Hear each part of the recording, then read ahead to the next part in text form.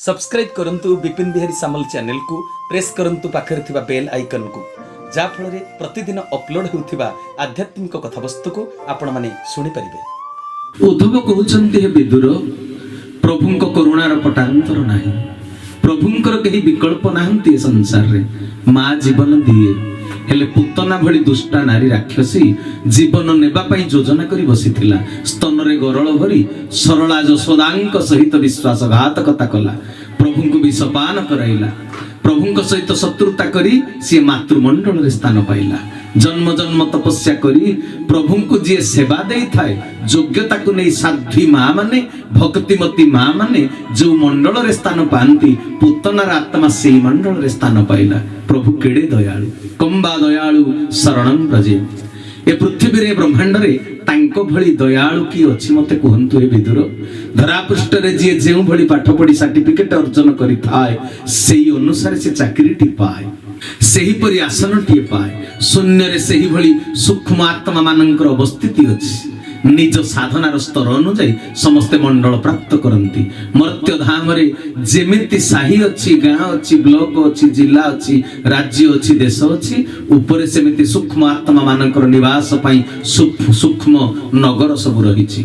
पृथ्वी पृष्ठ रे सबु गाँ रे सबु प्रकार मनीष रही पारंती, ऊपर सबु मंडल रे समस्ते रही पारिबे ना। अनेक प्रकार मंडल मध्यरु गोटिए मंडल हेउची मातृमंडल। भगवान को जे पुत्र भावे सेवा दे संतुष्ट करितिबो एवं प्रभुंक ठारु कृपा पाई सिद्धि अर्जन करितिबो मातृमंडल रे तार आत्मा स्थान पाइबा कथा। साधारण धरणीर मनुष्य पुतनार साधना को किए देखिछि? साधारण दृष्टि रे पुतना पाप अर्जन करिछि, भगवान को विष देइछि। हेले प्रभु एडे दयालु तार दोष न धरि ताको मातृमंडल रे स्थान देई देले। महात्मा उद्धव विदुरंक आगे भगवान श्रीकृष्णଙ୍କର दयाशीलता को वर्णना करने को जाई समस्त बाल्यलीला को पुणी कहवा को लगिले। गाई चराइबार अपूर्व दृश्य, कंस प्रेरण करिथिबा राक्षस मानकर बद्ध हेबार कहानी, इंद्रंकर गर्भ चुना करिबार गोवर्धन पूजार कथा, गिरि गोवर्धन को टेकी धरिबार कथा, शरत रासर कथा, गोपपुर रे बलरामक सह बाल्यलीला करिबार 11 वर्षर कहानी गोटी गोटी करी उद्धव विदुर को सुनाई चलिले। मथुरा द्वारका पर्यंत प्रभुंकर जीवन यात्रा, प्रति मुहूर्तर कहानी, द्वारकारु हस्तिन आगमन, महाभारत युद्ध को अंगुली निर्देश रे चलाइबार समस्त कहानी विशेष कथा, महाभारत युद्ध परे युधिष्ठिरंकर राजसूय यज्ञर कथा, उत्तरागर्भरे परीक्षितंक रक्षा करिवार कथा, जदुवंश प्रति ऋषि मानकर अभिशापर विवरणी, कादंबरी रस पान करी जदुवंश ध्वंस हेबार कथा। तृतीय स्कंद तृतीय अध्याय रे ए समस्त कथा उल्लेख हेछि। तृतीय स्कंद चतुर्थ अध्याय उद्धव तांको निज कथा कोन कहिसंती विदुरंकु ताहा उल्लेख करा जाइछि सुंदर भाबरे। तापरे उद्धव भाव गदगद चित्तरे कहिले, हे विदुर, प्रभु जेते बेले मते बाध्य करी बदरिका आश्रम को पठाई देले मु तांको उद्देश्य को बुझी गली, तथापि तांको स्नेह रे अंध होई तांको आज्ञा पाळी पारिबि नाही बोली कहिली। मते न जणाई से प्रभास क्षेत्र को गमन करी गले। तांको अलक्ष्य रे मु मध्य जाई तांको पछे पछे प्रभास क्षेत्र रे पहुंची गली। मु जाई देखिली प्रभु सरस्वती नदी तट रे गोटिए छोट अश्वत्थ वृक्ष को आउजी किरी बसिचंती। बाम जंघ ऊपर डाहण पाद को रखी देइचंती। खाद्य पानीय त्याग करी सारी थिले सेते बेलकु प्रभु श्री कृष्ण चंद्र। दूररु देखि प्रभु को मु चिन्हि देली। एपरि अवस्था रे प्रभुंक पाखरे व्यासदेवंकर जने प्रिय मित्र मैत्री ऋषि आसी पहुंची सारी थिले। भगवान कर से अति प्रिय भक्त मु प्रभुंक निकट रे जाई बसी पडिली। मैत्री ऋषिंक आगरे प्रभु मते रंगा अधर रे बाणी परसी कहिले, हे उद्धव, मोह सहित अनेक मिसी छंती, अनेक अंग संग मोर लाभ करिसंती, अनेक कथा मो मुहरु शुणी छंती, हेले केही जणे मोर ज्ञान बाणी को मानी कर्म रे लगेई नाहंती। समस्ते काम कामनार वशवर्ती आत्म स्वार्थ रे माति जाइचंती। मोर प्रिय बोली गर्व अहंकार से करिचंती।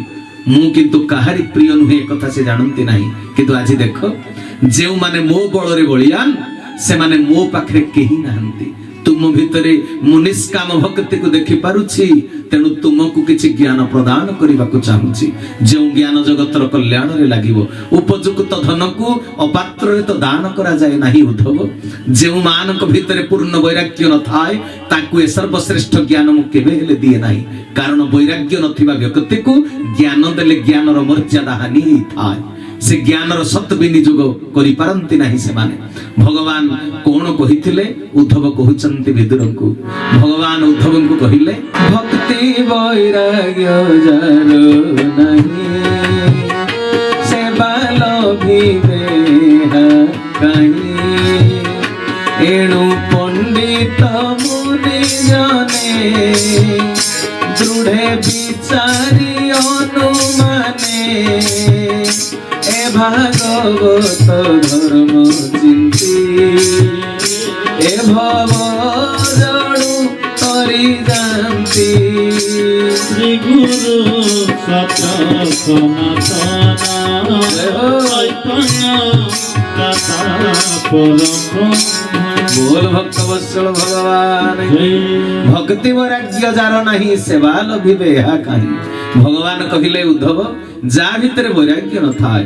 भक्ति न थाए से ज्ञानर केबे सद व्यवहार करि जानिबो केमिति मु ताको असल तत्व सेइति पई दिए नाही परम विशुद्ध ज्ञान मु ताको कहे नाही जेउ माने प्रकृत ऋषि मुनि प्रकृत पंडित से माने दृढ़तार सहित भक्ति वैराग्य आचरण करंती से माने परम ज्ञान पाइबा को योग्य विवेचित मोर कृपा पात्र होई से माने परम शांति लाभ करंती भव सागर तरी जानती हे उद्धव आत्म स्वार्थ को त्याग न कला जाए व्यक्ति को परम ज्ञान प्राप्ति के हेई पारे नाही ए जोग सर्व पूर्वे सिद्धि यज्ञ प्रकारे सर्व साधि तो ही वैराग्य दृढ़ चिंती जे प्राणी स्वधर्म छाड़ती पूर्वर जो माने जोग मार्ग रे साधना करी सिद्धि अर्जन करिथिले वैराग्य अवलंबन करी आत्म स्वार्थ को त्याग करिथिले से माने मोर एही परम ज्ञान भागवत ज्ञान प्राप्त करि सारिचंती पद्म कल्प आरंभ रे एही सृष्टि तत्व संबलित ज्ञान मु ब्रह्मा को कहिथिली तुमर परम सौभाग्य हे उद्धव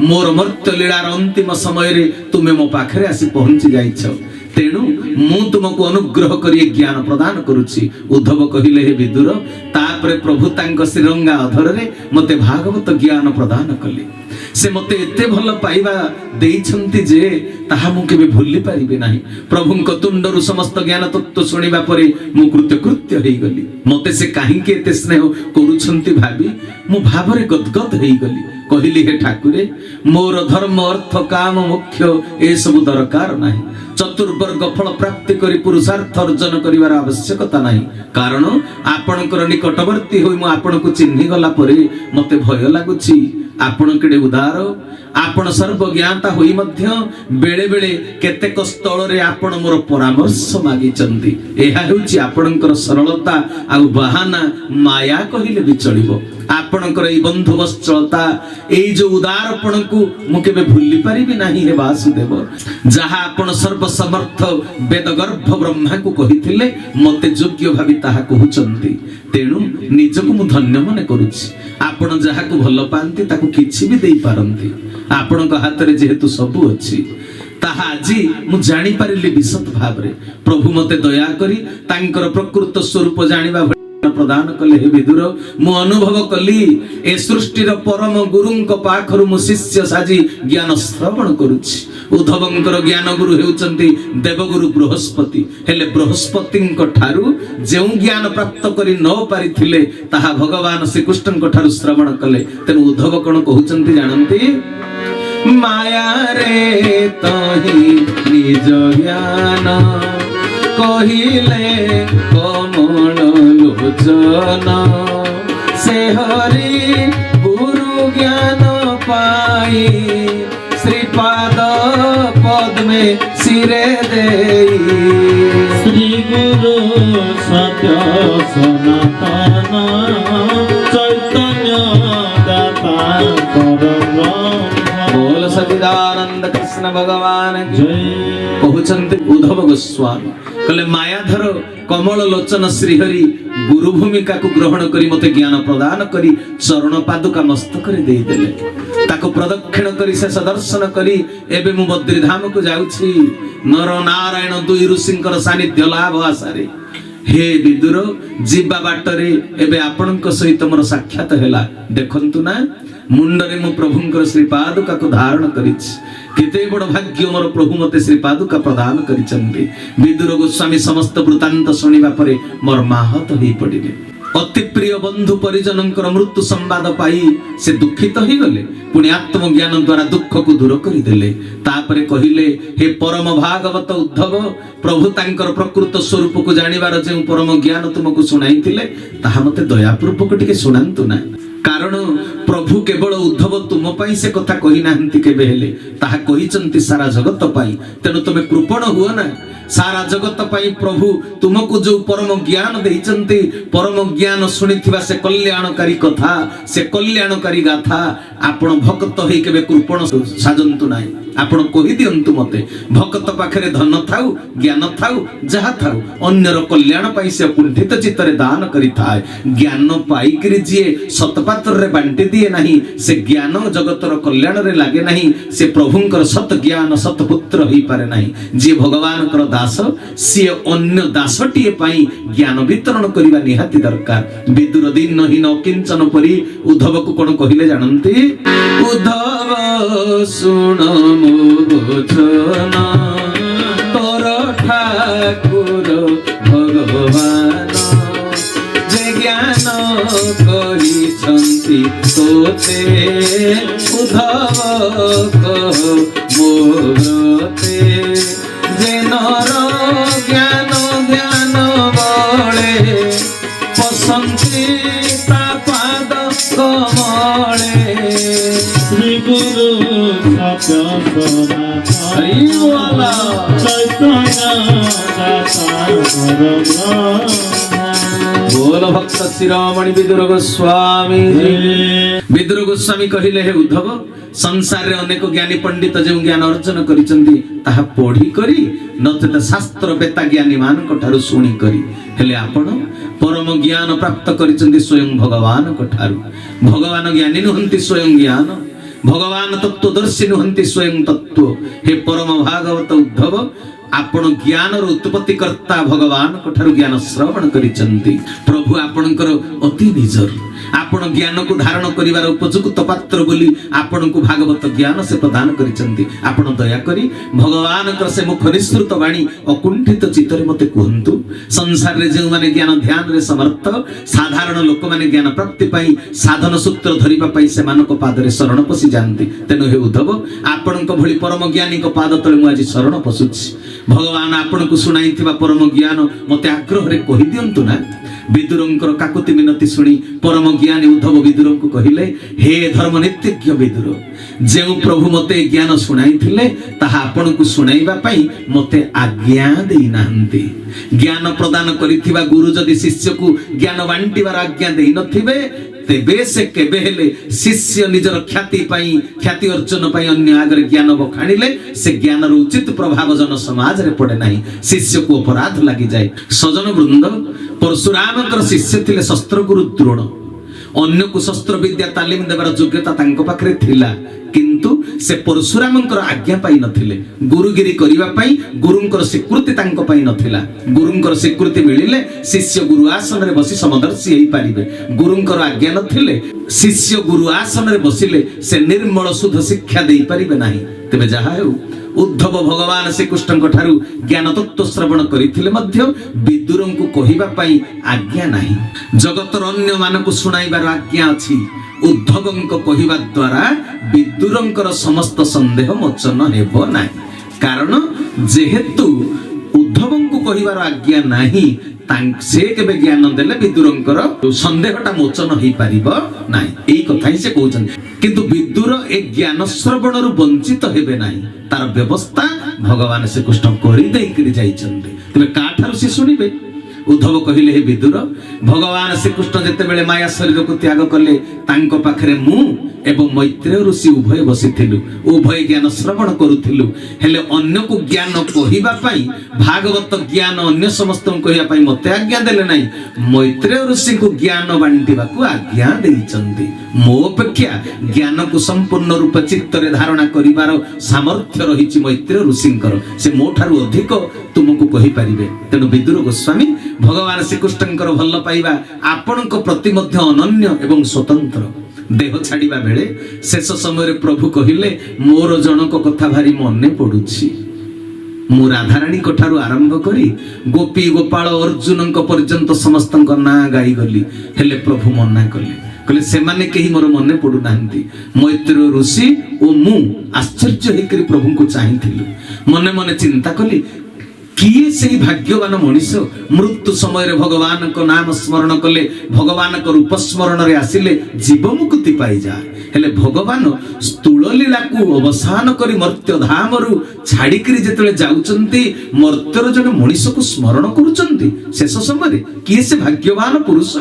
ଉଦ୍ଧବ କହିଲେ, ଆମେ ଯେତେବେଳେ ପଚାରିଲୁ ସେ ପୁଣ୍ୟ ଶ୍ଲୋକ ଭାଗ୍ୟବାନ ମଣିଷଟି କିଏ ହେ ପ୍ରଭୁ? ଭଗବାନ ଶ୍ରୀକୃଷ୍ଣ କହିଲେ, ଆଜିର ଏହି ବିଶେଷ ମୁହୂର୍ତ୍ତରେ, ମୋର ଶେଷ କାଳରେ, ସ୍ଥୂଳ ଲୀଳାର ଅବସାନ ବେଳେ ମୋର ବିଦୁରଙ୍କ କଥା ଖୁବ ମନେ ପଡୁଛି। ହରି ହରି ବୋଲା। ବିଦୁର ଗୋସ୍ୱାମୀ କଥା ଶୁଣିବା ମାତ୍ରେ ନିଜକୁ ସମ୍ଭାଳି ପାରିଲେ, ଭାବ ଗଦଗଦ ହେଇଗଲେ। ପ୍ରଭୁଙ୍କର ଭଲ ପାଇବାକୁ ଶୁଣିଲା ପରେ ସେ କୃତ୍ୟ ହୋଇଗଲେ। ଦୁର୍ଲଭ ମଣିଷ ଜନ୍ମ ତାଙ୍କର ସାର୍ଥକ ହେଇଛି ବୋଲି ଚିନ୍ତା ଆସିଗଲା।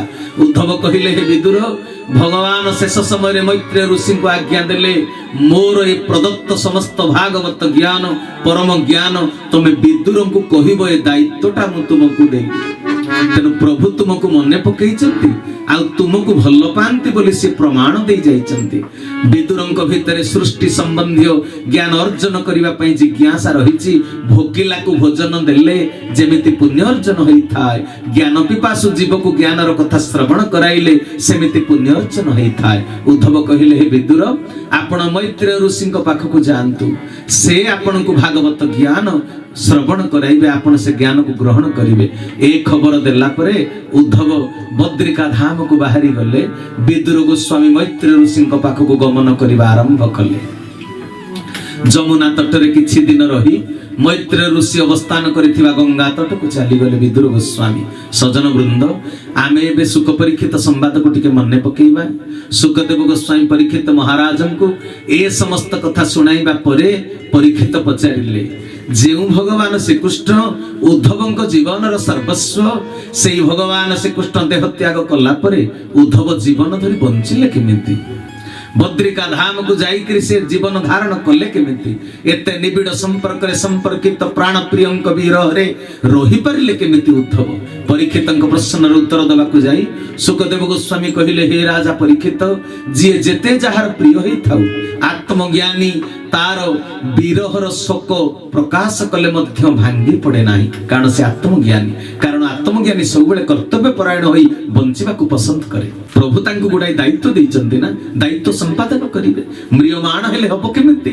ଯେଉଁ ଭଗବାନ ଶ୍ରୀକୃଷ୍ଣ ଉଦ୍ଧବଙ୍କର ଅତି ପ୍ରିୟ, ସେଇ ଭଗବାନ ଶ୍ରୀକୃଷ୍ଣ ଉଦ୍ଧବଙ୍କୁ ଜୀବନ ଧରି ଜଗତ କଲ୍ୟାଣ କାର୍ଯ୍ୟ କରିବା ପାଇଁ ନିର୍ଦ୍ଦେଶ ଦେଇଥିଲେ। ଭଗବାନ ଶ୍ରୀକୃଷ୍ଣ କହିଥିଲେ, ହେ ଉଦ୍ଧବ, ମୁଁ ଧରାପୃଷ୍ଠରୁ ବିଦାୟ ନେବା ପରେ ମଣିଷ ଭିତରେ ମାନବିକତାକୁ ସ୍ଥିତିବାନ କରି ରଖିବା ପାଇଁ ଯେଉଁ ଜ୍ଞାନ ଦରକାର, ତାହା ଏ ଜଗତରେ ତୁମେ ବିତରଣ କରିବ। ମୁଁ ସିନା ତୁମକୁ ଜ୍ଞାନ କହିପାରିବିନି, ମତେ ଆଜ୍ଞା ନଥିଲା, କିନ୍ତୁ ଜଗତରେ ବିତରଣ କରିବା ପାଇଁ ମତେ ସେ ଆଦେଶ ଦେଇଛନ୍ତି। ମୋ ଠାରୁ ତୁମେ ଯାହା ଶୁଣିଲ ତାହା ଜଗତବାସୀଙ୍କ ପାଖରେ ବିତରଣ କରିବ। ହେ ରାଜା ପରୀକ୍ଷିତ, ଭଗବାନ ଶ୍ରୀକୃଷ୍ଣଙ୍କ ଠାରୁ ଉଦ୍ଧବ ଏହି ନିର୍ଦ୍ଦେଶ ପାଇବା ପରେ କର୍ତ୍ତବ୍ୟର ଆହ୍ୱାନରେ ସେ ଏତେ ସଚେତନ ହେଇଗଲେ ଯେ ମନରୁ ଶୋକ ତାଙ୍କର ଦୂର ହେଇଗଲା, ଭାବନାକୁ ସେ ତ୍ୟାଗ କରିଦେଲେ। ହେ ସଜନ ବୃନ୍ଦ, ତାପରେ ସୁଖଦେବ ଗୋସ୍ୱାମୀ ପରୀକ୍ଷିତ ମହାରାଜଙ୍କୁ ବିଦୁର ମୈତ୍ରେୟ ସମ୍ବାଦ କହିବା ଆରମ୍ଭ କଲେ। ଉଦ୍ଧବ ବଦ୍ରିଧାମକୁ ଚାଲିଗଲା ପରେ ଯମୁନା ତଟରେ କିଛି ଦିନ ରହି ବିଦୁର ଗୋସ୍ୱାମୀ ମୈତ୍ରେୟ ଋଷିଙ୍କ ନିକଟକୁ ଚାଲିଗଲେ। ମୈତ୍ରେୟ ଋଷି ଓ ବିଦୁରଙ୍କ ମଧ୍ୟରେ କଣ ସମ୍ବାଦ ହେଲା, ତାହା ତୃତୀୟ ସ୍କନ୍ଦ ପଞ୍ଚମ ଅଧ୍ୟାୟରୁ ଆରମ୍ଭ ହେଇଛି। ହରିଦ୍ୱାରର ଯେଉଁ ପବିତ୍ର କ୍ଷେତ୍ରରେ ମୈତ୍ରେୟ ଋଷି ବାସ କରୁଥିଲେ, ସେଠାରେ ସତସଙ୍ଗ ପ୍ରେମୀ ଜ୍ଞାନ ପିପାସୁ ବିଦୁର ଯାଇକରି ପହଞ୍ଚି ଗଲେ। ସୁଖଦେବ ଗୋସ୍ୱାମୀ କହୁଛନ୍ତି, ହେ ରାଜା ପରୀକ୍ଷିତ, ଏ ସଂସାରରେ ଅନେକ ମଣିଷ ବସବାସ କରୁଛନ୍ତି, ହେଲେ ସମସ୍ତଙ୍କ ମନରେ ଜ୍ଞାନର ଜିଜ୍ଞାସା ନଥାଏ। ସେମାନେ ପଶୁତୁଲ୍ୟ ଜୀବନ ଯାପନ କରନ୍ତି। ସୃଷ୍ଟିକୁ ଏବଂ ସୃଷ୍ଟାଙ୍କୁ ଜାଣିବାର ଇଚ୍ଛା ଶକ୍ତି ତାଙ୍କର ଉଦ୍ରେକ ହୁଏ ନାହିଁ। ମୈତ୍ରେୟ ଋଷି ଥିଲେ ପରମ ଜ୍ଞାନୀ, ଆଉ ବିଦୁର ଥିଲେ ଶୁଦ୍ଧ ହୃଦୟ ପରମ ଭକ୍ତ।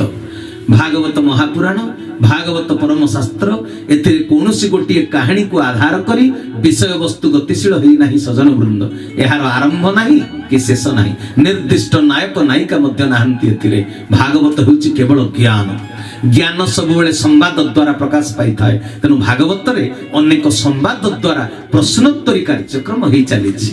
जड़े प्रश्न पचारुचंती आउ जड़े उत्तर देउचंती सृष्टि को जानिबा एवं स्रष्टा को जानिबा हेउची प्रकृत रे ज्ञान सृष्टि एवं स्रष्टांकर परिचय पाइले जीव निजर परिचय पाई परिबो जे माने संसार माया रे पड़ी भोग रे माति जानती से माने सब जानिबार इच्छा रखंती नाही जे माने परिमित भोग करी जगत कल्याण रो उद्देश्य रखंती से माने जानिले जिनिबे बोली निज मन को जय करिबा पई वास्तव कथा ज्ञात हेबा पई ज्ञानी जनकर शरणापन्न होई जिज्ञासा रखंती उद्धवଙ୍କ पाखरु जानिला परे विदुर आसीचंती मैत्रेय ऋषिଙ୍କ पाखକୁ सृष्टि संबंधी ज्ञान अर्जन करिबा पई जार जेउथिरे रुचि थाए से सही भली अनुष्ठान रे पाठ पढे विदुरଙ୍କ इच्छा सृष्टि तत्व जानिबा पई भगवानଙ୍କ ठारू सृष्टि तत्व को मैत्रेय ऋषि सुनि सारिचंती सी जानी सारिचंती मैत्रेयଙ୍କ ठारू विदुर सुनिबा पई व्याकुल हो जाइचंती खोजुथिबा दरकारी वस्तु सही जगह रे मिलुछि बोली खबर पाई गला परे जीव माने अविलंब से जगह को जेमिति धाई जाए ये भी धाई आसीचंती ना